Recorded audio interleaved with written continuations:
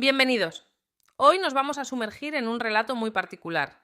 Nayeli, las dos llaves y la llama de Vesta. Efectivamente, una narración que sigue el viaje de su protagonista, Nayeli, hasta el mismísimo templo de Delfos. Allí, a través de las enseñanzas de dos figuras arquetípicas, Apolo y Artemisa, busca entender y cultivar lo que ella llama su llama interior. Y es que es precisamente la naturaleza de ese aprendizaje lo que nos convoca hoy. La pregunta que plantea el texto es fascinante, o sea, lo que vemos es una integración real, equilibrada, entre la razón que simboliza Apolo y la intuición representada por Artemisa. ¿O es otra cosa?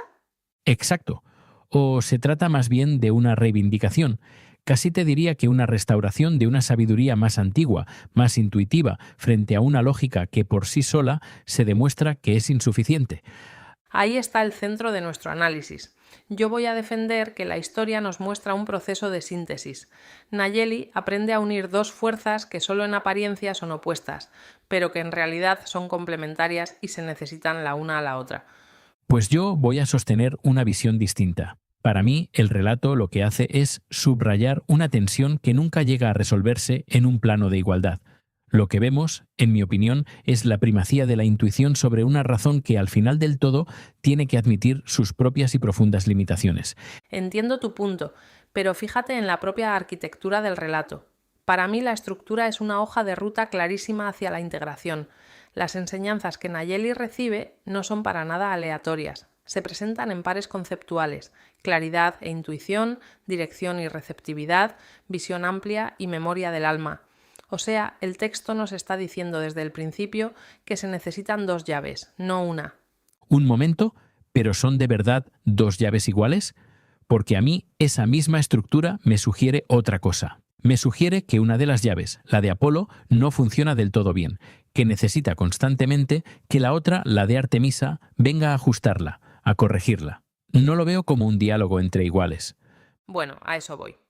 La propia Nayeli, después de la primera lección, reflexiona y llega a una conclusión que es, para mí, el corazón de todo su aprendizaje. Dice que no debe elegir entre una y otra, sino permitir que ambas danzarán juntas. No habla de corregir, fíjate. Habla de danzar. Es una metáfora de colaboración, de movimiento conjunto. Su llama interior, Vesta, se alimenta de ambas fuentes por igual. Esa frase es importante, no te lo niego, pero creo que refleja más el deseo de Nayeli que la realidad de lo que ocurre en el templo. Es que, si nos fijamos en la dinámica, el patrón es insistente. Apolo expone una verdad y acto seguido aparece Artemisa para ponerle un pero que es fundamental. La propia Artemisa le dice a Nayeli, refiriéndose a la claridad de Apolo, que es valiosa, pero que sin intuición puede volverse ciega.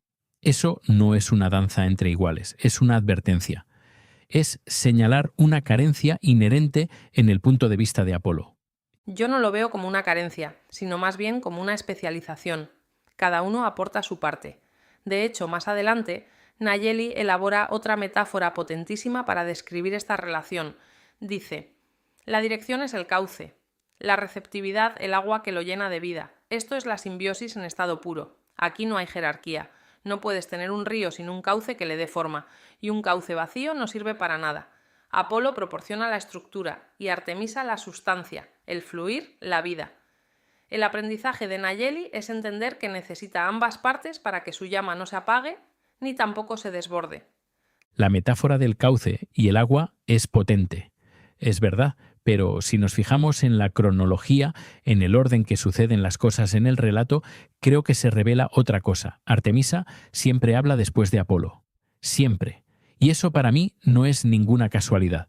Funciona como un contrapunto necesario, como quien tiene la última palabra porque su perspectiva es más completa. Apolo enseña la visión amplia desde lo alto del templo, donde todo parece lógico. Es una visión necesaria, pero abstracta, y casi te diría que fría. Una visión necesaria para no perderse en los detalles, para tener un mapa, ¿no? Sí, pero es que inmediatamente después llega Artemisa para recordarle a Nayeli la importancia de la memoria del alma, que es algo que se siente desde dentro. Le habla de la sabiduría tejida con cicatrices. No es un simple complemento, es una enmienda. La visión panorámica, por sí sola, es ciega a las verdades que se llevan en el cuerpo, en la experiencia vivida.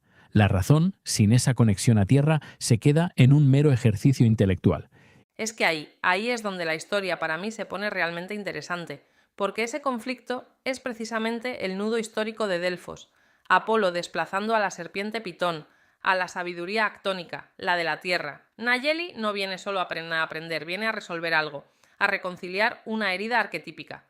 Y lo consigue. Ya, pero ¿cómo lo consigue? Poniéndolos al mismo nivel, yo creo que no. Lo consigue alcanzando una comprensión superior. El momento culminante es cuando Apolo admite que desplazó a Pitón, porque no sabía escuchar. Y esto no es una condena de su principio, del logos, como tú sugieres. Es la culminación de su propio aprendizaje a través de Nayeli. Es Apolo reconociendo que su razón era incompleta. La grandeza de Nayeli es que no rechaza a Apolo por ese error. Al contrario, lo integra y lo ennoblece al unirlo con esa sabiduría que él mismo había excluido. Crea una síntesis que Apolo por sí solo fue incapaz de lograr. Siento que no puedo aceptar ese razonamiento. Para mí, esa admisión de que no sabía escuchar es una demolición del pilar donde se fundamentaba su templo. Su orden, su claridad, su lógica nacen de silenciar una voz que no entendía.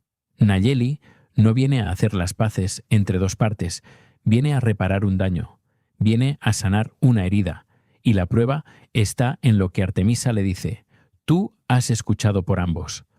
Una frase que demuestra su capacidad de síntesis.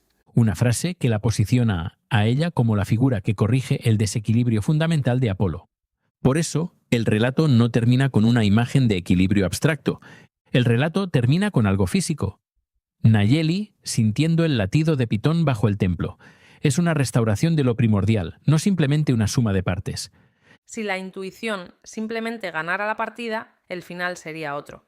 La conclusión de Nayeli, su susurro final en el templo, es explícita. Dice que su llama lo contiene todo, y entonces enumera sus influencias. La llama es Shan, es Mat, es Apolo, es Artemisa, y soy yo. No excluye a Apolo, lo incluye como componente esencial de su identidad.